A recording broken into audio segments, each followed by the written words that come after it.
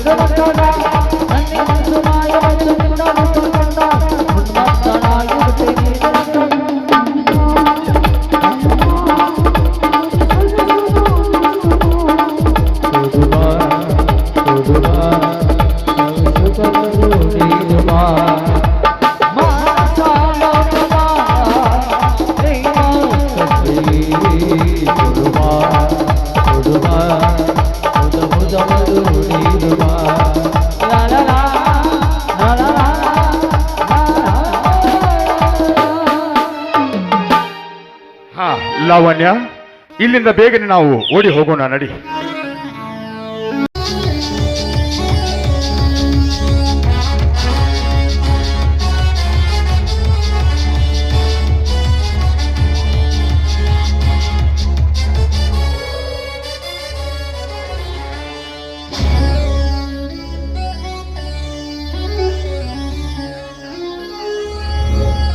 ಅಂದು ರಾವಣರ ಮಧ್ಯೆ ನಡೆಯಿತು. ಭೀಮ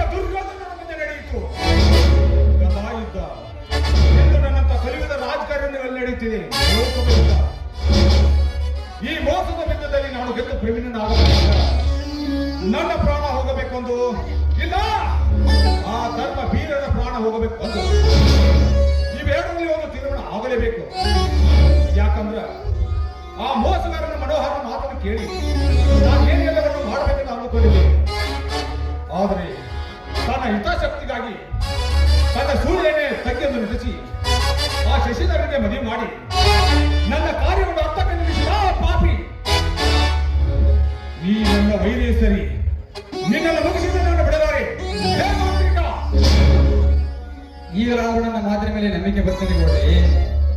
ಈ ನಿಮ್ಮ ತಂಗಿ ಲಕ್ಷ್ಮಿಯನ್ನು ಇಲ್ಲಿಗೆ ಹೊತ್ತು ತರಲು ಎಷ್ಟು ಕಷ್ಟಪಟ್ಟೆ ಗೊತ್ತೇ? ಹೆದರಬೇಡ ಮಾಂತ್ರಿಕ, ಹೆದರಬೇಡ. ನೀನು ಪಟ್ಟ ಕಷ್ಟಕ್ಕೆ ಮುಂದೊಂದು ದಿನ ನಿನಗೆ ಬೆಲೆ ಕಟ್ಟುತ್ತೇನೆ. ನನಗೀಗ ಆ ಬೀರನ್ ರಕ್ತ ಬೇಕೇ ಬೇಕು. ನೀವೇಕೆ ಭಯಪಡುತ್ತೀರಿ ಗೌಡ್ರಿ? ಆ ಲಕ್ಷ್ಮಿಯನ್ನು ಹೊತ್ತು ತರಲು ಬೀರ ಇಲ್ಲಿಗೆ ಬಂದೇ ಬರುತ್ತಾನೆ. ಆಗ ನಿಮ್ಮ ಸೇಡು ತೀರಿಸಿಕೊಂಡಾರಾಯ್ತು. ಗೌಡ ಇವಂಗ ತೀರಿಸ್ಲಾಗತಿ ನಿಮ್ಗೆ ಬಹುಮಾನ ಸಿಗ್ತೈತಿ.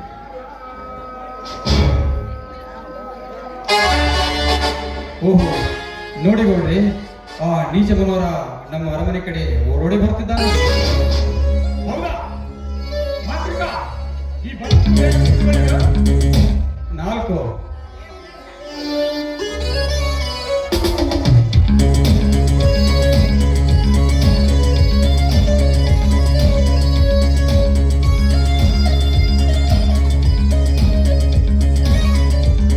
ಘಾತವಾಯ್ತು ಗೌಡ್ರಿ, ಘಾತವಾಯ್ತು.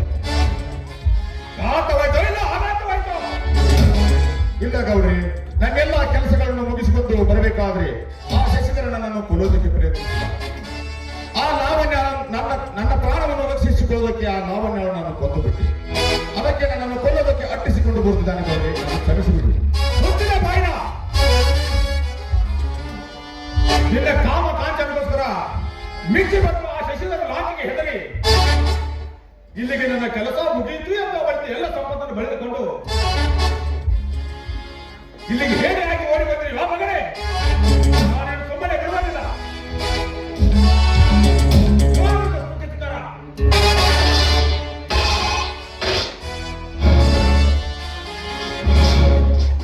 ನನ್ನೆಲ್ಲ ತಪ್ಪಾಯ್ತು ಗೌಡ್ರೆ, ಕ್ಷಮಿಸಿ ಬಿಡು ಗೌಡ್ರೆ.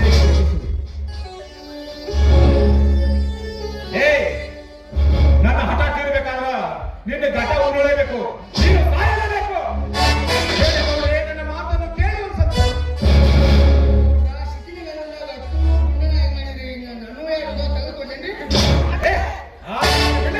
ಇವರು ಸಾಯಲೇಬೇಕು.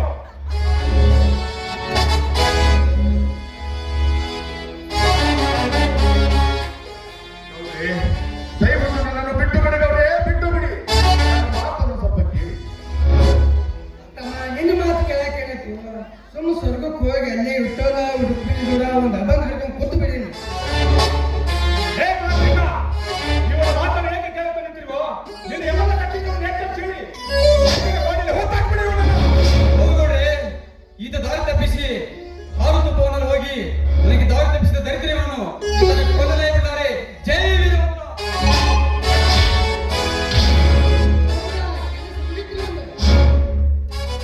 ಇಲ್ಲಿಗೆ ಮುಂದೇನು ಮಾಡಬೇಕು ಯೋಚನೆ ಮಾಡಿ ಗೌಡ್ರಿ. ಮಂತ್ರಿಕ ಲಕ್ಷ್ಮಿ ಅವ್ರು ಬರ್ತಾರೋ, ಲಕ್ಷ್ಮಿ ಅವ್ರ ಹುಡ್ಕಾಕ ಬೀರ್ ಬರ್ತಾನೋ, ಇದನ್ನು ನೋಡ್ಕೊಂಡು ಅವ್ರ ಮೇಲೆ ಹಾರಿಸ್ಬಿಟ್ಟು ಬಿಟ್ಟು ಇಲ್ಲಿಗೆ ಅವರ ಎಲ್ಲ ಕತೆ ಮುಕ್ತಾಯ.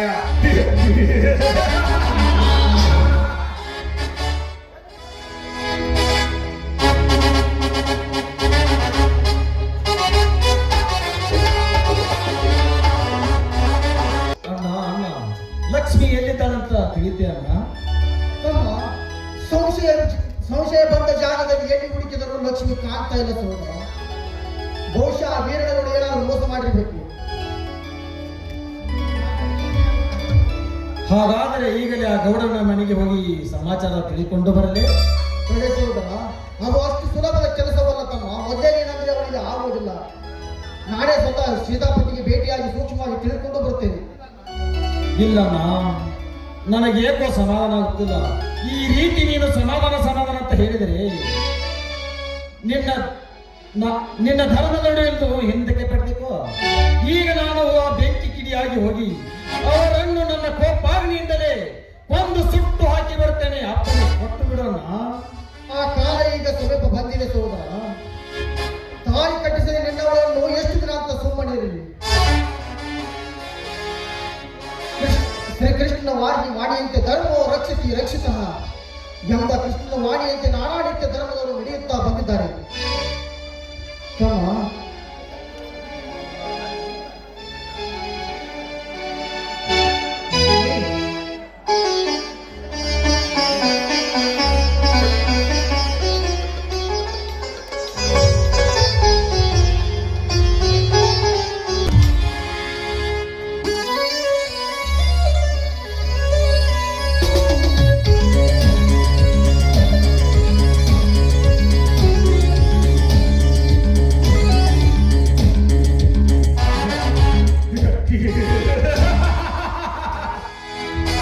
ಲೇ ವೀರ,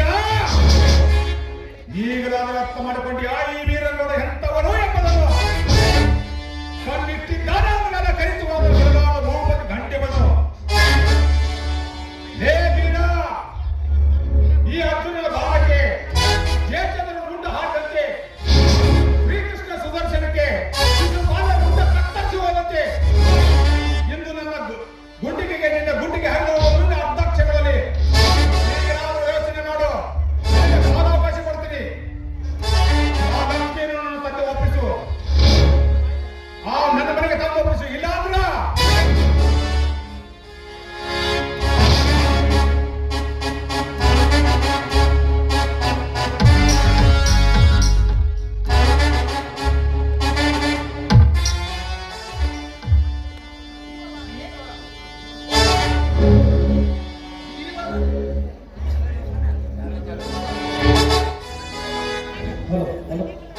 ಜೀವದಾನ ಚಿನ್ನ ಗುಂಡೇಟಿಗೆ ಪ್ರಾಣ ಭಿಕ್ಷೆ ನೀಡುವುದು ನನ್ನ ಔಷಧವೇ ಇಲ್ಲ. ಸ್ವತಂತ್ರಕ್ಕಾಗಿ ಹೋರಾಡಿ ತ್ಯಾಗವನ್ನು ತಾಳಪಟ್ಟ ವೀರರಾಯಣ್ಣನ ಔಷಧ ಕುಡಿಯುವುದು ಅಷ್ಟೇ ಏಕೆ ಈಗ ಭಾರತೀಯ ರಕ್ತ ಇದು.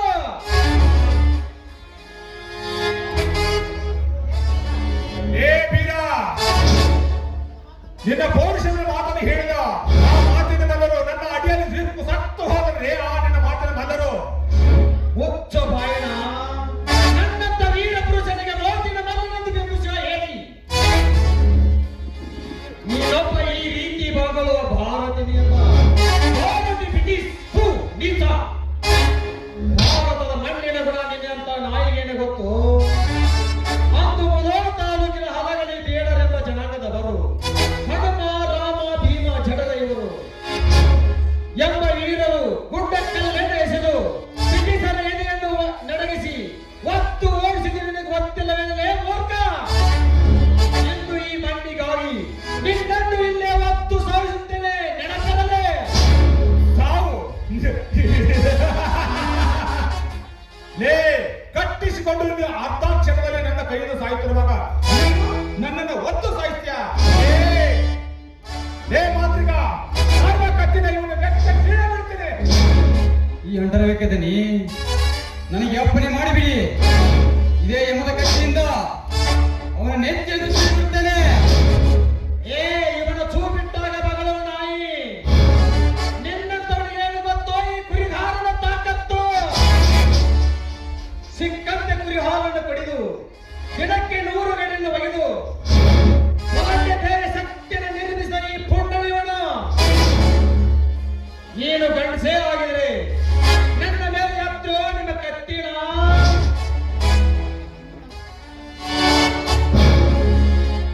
ಲೇಬೀರ ನನ್ನ ತಾಕತ್ತಿನ ನೀನು ಚೆನ್ನಾಗಿ ಗೊತ್ತಿಲ್ಲ.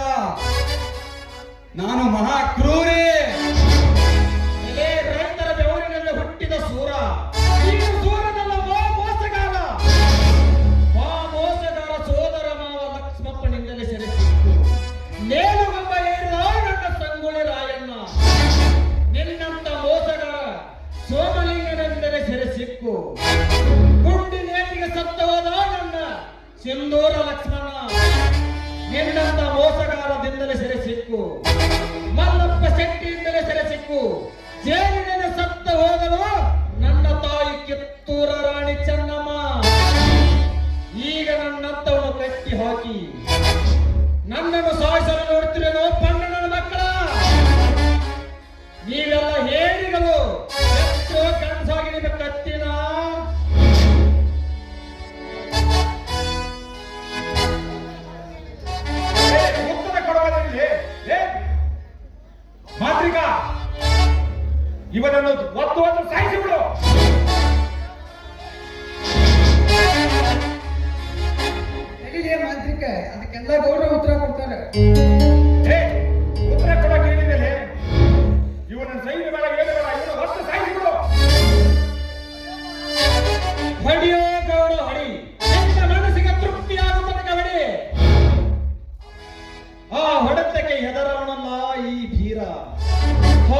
ಕೈಯಲ್ಲಿ ಬಾಯಿ ಬಡಕತ್ತಿಯೋ ಹುಚ್ಚು ಹಿಡಿದು ನಾಯಿ ತರ.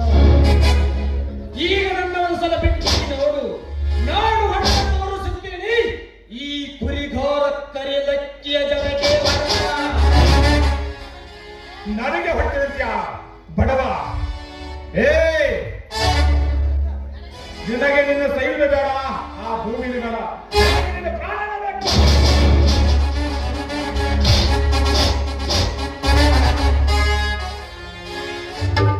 ಏ ತೀರ, ಎಲ್ಲಿಯವರೆಗೆ ನನ್ನ ಪ್ರತಿಯೊಂದು ಮಾತುಗಳಲ್ಲಿ ನುಡಿಗಳಲ್ಲಿ ಧರ್ಮದ ನುಡಿ ಇದ್ದಿದ್ದ ನಿಜವಾಗಿದ್ದರೆ ಪತಿವ್ರತ ಶಿರೋಮಣಿ ನಿನ್ನ ಅತ್ತಿಗೆ ಕೈತುತ್ತು ಅಮೃತ ನಿಜವಾಗಿದ್ದರೆ ಪವಿತ್ರ ನನ್ನ ಹೆತ್ತ ತಾಯಿಯ ಎದೆ ಹಾರಿನ ಶಕ್ತಿ ನಿನ್ನಲ್ಲಿ ಆವರಿಸಿದ್ದೇ ಆಗಿದೆ. ಈ ಗೌಡ, ಈ ಕುಲದೇವ ಅಮೋಘ ಸಿದ್ದೇಶ್ವರ ಕೃಪಾಶೀರ್ವಾದವೇ ನಿನ್ನ ಮೇಲಿದ್ದರೆ ಈ ಗೌಡ ಕಟ್ಟಿದ ಕಬ್ಬಿಣದ ಸರಪ ನಿನಗೆ ಹರಿದು ಚಪ್ಪನೆ ಸಮಾನ. ಬೇಗ ಹರಿದು ಬಾದನ್ನು.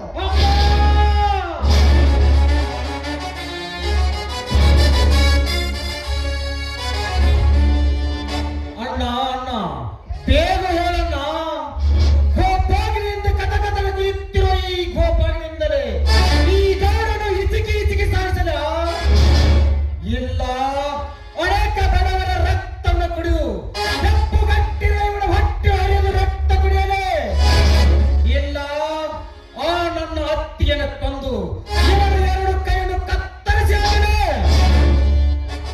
ಹೇಳಣ್ಣ, ಈಗ ಈ ಗೌಡನು ಒಂದರ ಚಂದಾಡಿ ಮೂರಾಗಸಿ ಬಾಗಿಲೆ ಕಟ್ಟಿ ಬಿಡಲೇ. ಹೇಳಣ್ಣ, ಈ ಗೌಡನ ಕೊಲೆಗಾತಕನ ಏನು ಮಾಡಲೇ? ಈಗೇನು ಮಾಡಬೇಡ ಹೇಳ್ಬಿಡೋಣ. ನಿನಗೆ ಅನಾಥನೆಂದು ಚೀರಾಡಿ ನನ್ನ ತಮ್ಮ ಶಶಿಯಿಂದಲೇ ನಿನಗೆ ಚಿತ್ರ ಹಿಂಸೆ ಕೊಡಿಸಿದ್ರಲ್ಲ, ಈ ಗೌರವನ ಎದುರಿಗೇನೆ ಅವನ ತಂಗಿಯ ಕೊರಳಿಗೆ ಕಟ್ಟು ಏರಿಸಿದ ತಾಳಿಯನ್ನು ಹೋಗಿ ಕರೆ ನಿನ್ನ ಲಕ್ಷ್ಮಿಯನ್ನು ಇದೇ ನನ್ನ ಆಜ್ಞೆ.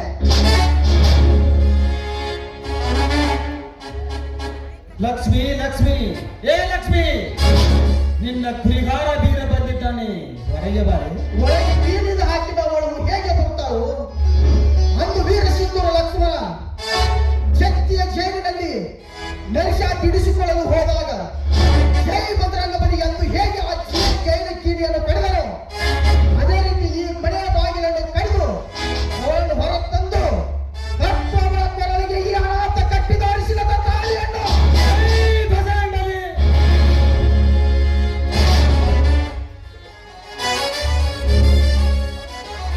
ಶ್ರೀ ಲಕ್ಷ್ಮಿ ಬಾರೆ ಹೊರಗೆ.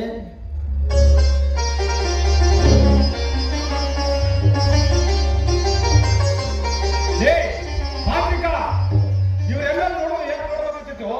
ಬೀಸಲ್ಲಿ ಯಾವಾಗ ಕಚ್ಚಿದ ಇವರಿಗೆ?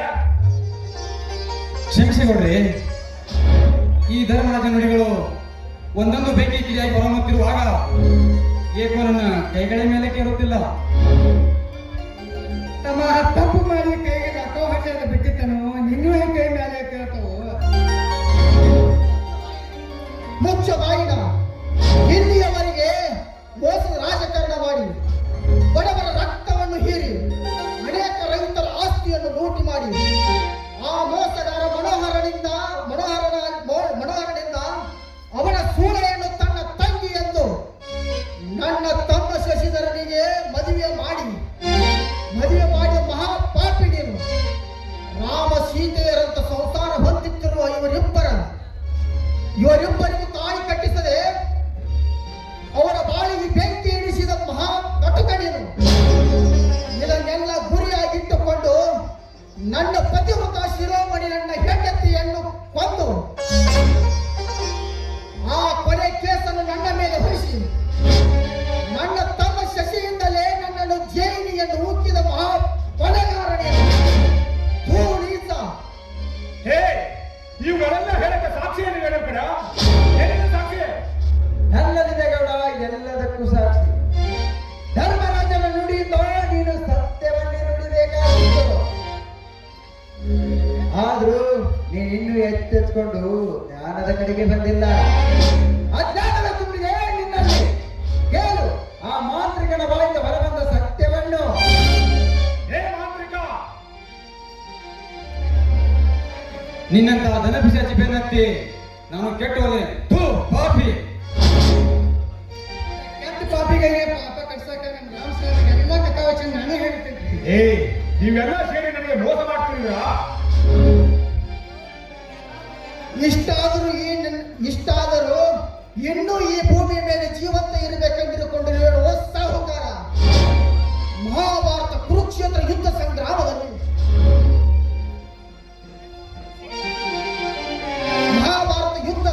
ಮಹಾಭಾರತ ಕುರುಕ್ಷೇತ್ರ ಯುದ್ಧ ಸಂಗ್ರಾಮದಲ್ಲಿ ಈ ಧರ್ಮಕ್ಕೆ ಜಯ ಸಿಗಬೇಕಾದರೆ ಕೃಷ್ಣನು ಏನು ಹೇಳಿದರು ಗೊತ್ತೇ? ಧರ್ಮೇ ರಕ್ಷತಿ ರಕ್ಷಿತಃ ಎಂದು ಹೇಳಿದನು.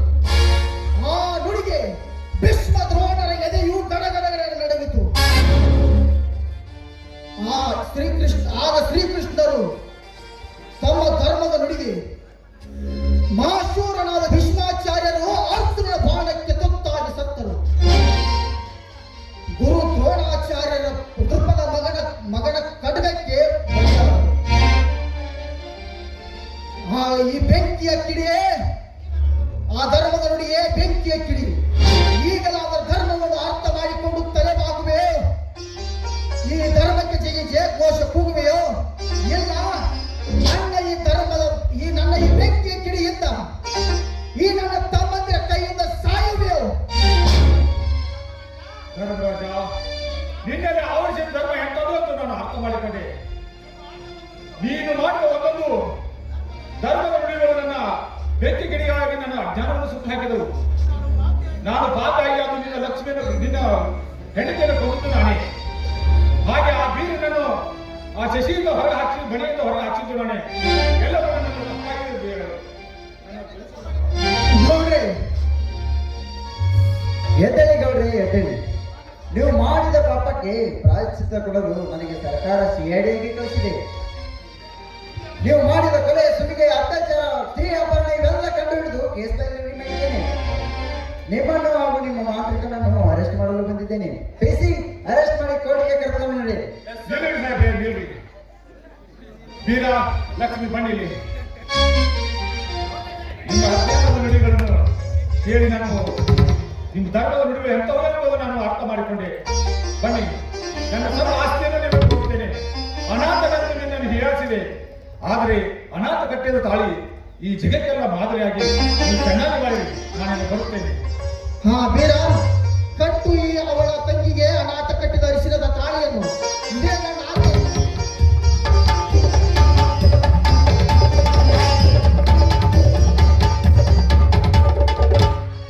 ತಮ್ಮ ಶಶಿಧರ, ಬೀರ, ಲಕ್ಷ್ಮಿ, ಎಂದು ಧರ್ಮಕ್ಕೆ ಜಯ ಸಿಕ್ಕಿತಲ್ಲವೇ? ಹೌದಣ್ಣ, ನೀನು ನಿಜವಾಗಿ ಧರ್ಮರಾಜನೇ. ಬನ್ನಿರಪ್ಪ, ಆ ದೇವರು ನಮ್ಮನ್ನೆಲ್ಲ ಒಂದುಗೂಡಿಸಿದ ಆ ಭಗವಂತನಲ್ಲಿ ಪ್ರಾರ್ಥಿಸಿದನು.